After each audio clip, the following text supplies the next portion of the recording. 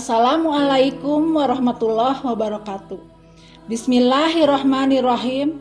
Allahumma sholli ala Muhammad wa ala ali Muhammad. Alhamdulillahirabbil alamin. Anak-anakku sekalian yang Ibu cintai, pada kali ini Ibu akan menyampaikan materi sains bertemu dengan takdir. Sains adalah ilmu pengetahuan alam, tentunya nanti akan bertemu dengan takdir, yaitu sunatullah. Allah Subhanahu wa Ta'ala menciptakan langit dan bumi beserta isinya hanya untuk kepentingan manusia. Ini diisyaratkan dalam surat kedua, yaitu Al-Baqarah ayat 164. Kemudian di Al-Baqarah juga, yaitu ayat 30 dan 33, Allah mengisyaratkan bahwa manusia dijadikan sebagai khalifah dengan diberi akal dan ilmu pengetahuan. Ini sangat dibanggakan di hadapan makhluk-makhluk yang lainnya oleh Allah Subhanahu wa Ta'ala. Begitu sayang dan cintanya Allah terhadap kita. Anak-anakku sekalian, Ibu harapkan kalian sekarang memegang Al-Quran dan mari kita buka bersama-sama Al-Qurannya. Ibu akan menguraikan beberapa contoh, sedikit contoh dari begitu banyak nikmat Allah mengenai gejala alam ini yang tersirat di dalam Al-Quran. Yang pertama yaitu surat ke-7 Al-A'raf ayat 185. Bismillahirrahmanirrahim. Dan apakah mereka memperhatikan kerajaan langit dan bumi dan segala apa yang diciptakan Allah, dan kemungkinan telah dekatnya waktu kebinasaan mereka? Lalu berita mana lagi setelah ini, setelah Al-Quran yang mereka percayai? Anak-anakku sekalian, Allah menciptakan bumi. Hanya satu-satunya planet bumi ini yang mempunyai atmosfer. Ini dikembalikan lagi karena Allah ingin melindungi kita sebagai manusia dan sebagai makhluknya yang ada di muka bumi. Karena planet lain yang mengelilingi matahari tidak mempunyai atmosfer. Anak-anakku sekalian, seperti kita ketahui, atmosfer ini ada di langit.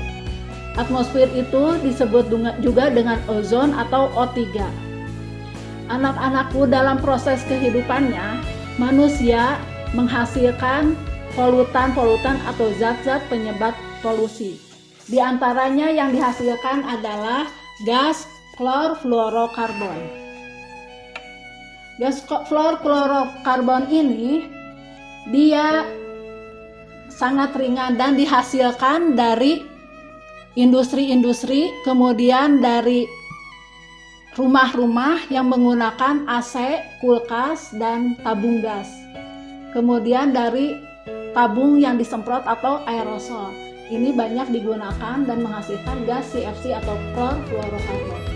Klorfluorokarbon ini dia akan merusak ozon atau O3. Reaksinya adalah sebagai berikut. Klor ini akan bertemu dengan O3 dan mengambil satu oksigen dari O3. Sehingga O3 atau ozon dia akan berubah tidak lagi menjadi O3 tetapi menjadi O2. Di mana O2 ini di atmosfer dia tidak mempunyai kemampuan seperti O3. Sehingga apabila ada radiasi sinar matahari masuk, maka O3 ini akan rusak atau telah rusak karena telah menjadi O2, sehingga radiasi matahari akan masuk, baik itu radiasi yang berguna atau yang tidak berguna bagi manusia, akan masuk semua ke sini. Nah, di dalam permukaan bumi ini nanti cahaya matahari akan dipantulkan kembali.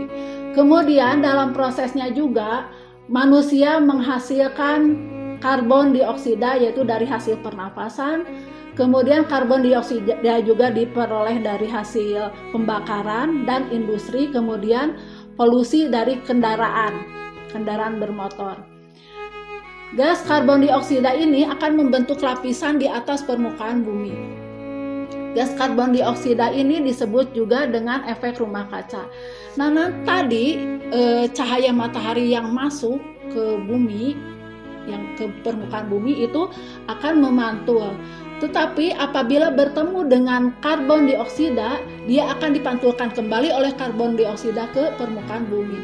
Sehingga bumi tidak lagi sesejuk dulu atau akan mengalami pemanasan global karena cahaya mataharinya tidak langsung diteruskan ke angkasa atau keluar, tetapi tertahan oleh karbon dioksida, dikembalikan lagi ke bumi sehingga bumi akan mengalami pemanasan global.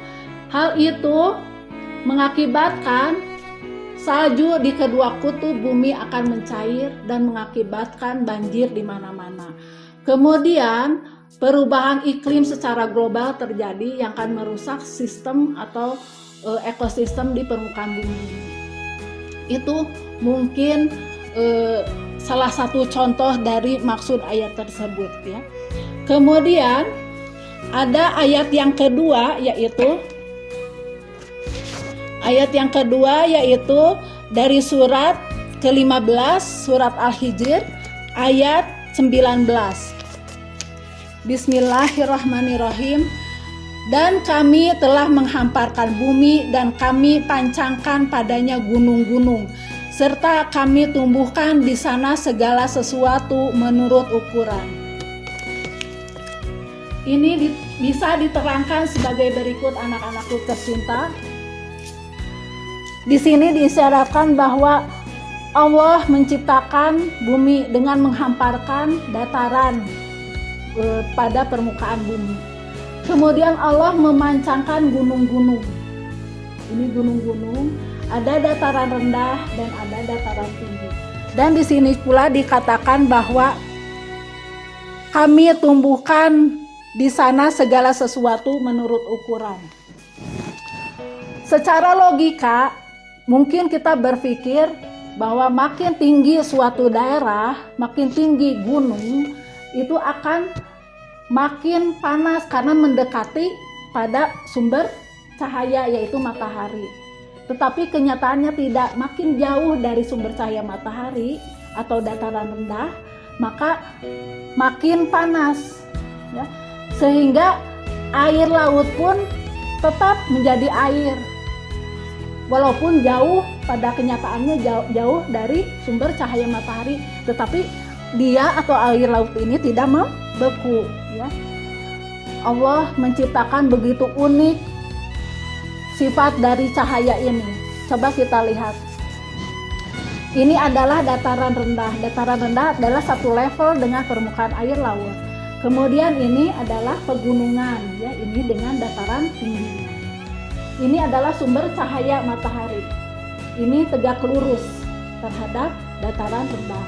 Kemudian ini karena ini membentuk kemiringan, jadi radiasi atau panjang gelombang cahaya juga dia membentuk sudut kemiringan juga sesuai dengan makin tingginya dataran.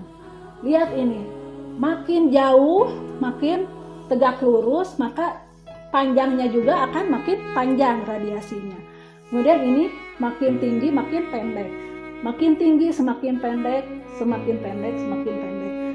Maka radiasi yang diterima oleh dataran-dataran ini berbeda tergantung dari panjangnya sinar radiasi ini.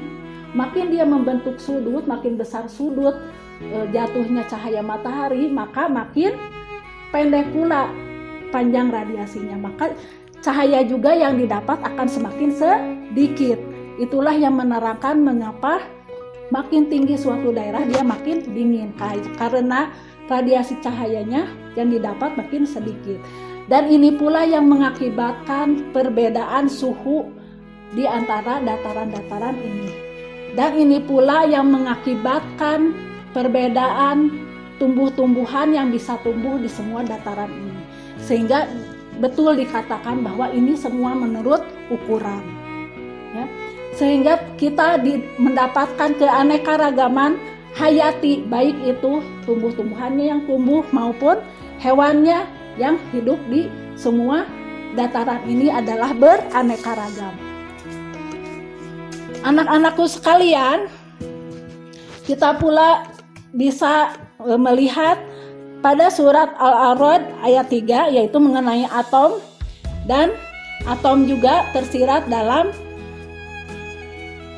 surat An-Nisa ayat ke-40 yaitu disebut juga di situ dengan zarah ya. Islam jauh sebelum adanya ditemukannya atom telah mengisyaratkan adanya satu benda atau bagian benda yang tidak bisa dipisahkan lagi atau tidak bisa dibagikan lagi saking kecilnya, yaitu dengan diisyaratkan atau diistilahkan dengan zarah atau biji zarah ya, itu pada surat An-Nisa ayat ke-40. Di mana kalau kita kaitkan dengan surat Al-A'raf tadi ayat 3, bahwa dalam surat Al-A'raf itu dikatakan bahwa semua diciptakan Allah itu berpasang-pasangan. Begitu pula dengan zarah atau atom, di dalamnya itu terdapat elektron yang berpasangan, yaitu elektron positif dan elektron negatif. Kemudian elektron ini baik yang terdapat dalam benda mati ataupun makhluk hidup, dia bergerak. Jadi jangan sangka di dalam benda mati yang kita dapati itu tidak ada pergerakan. Di semua benda mati itu di sekitar kita itu ada pergerakan di dalamnya. Misalnya di dalam kayu ini, di dalam air, ya.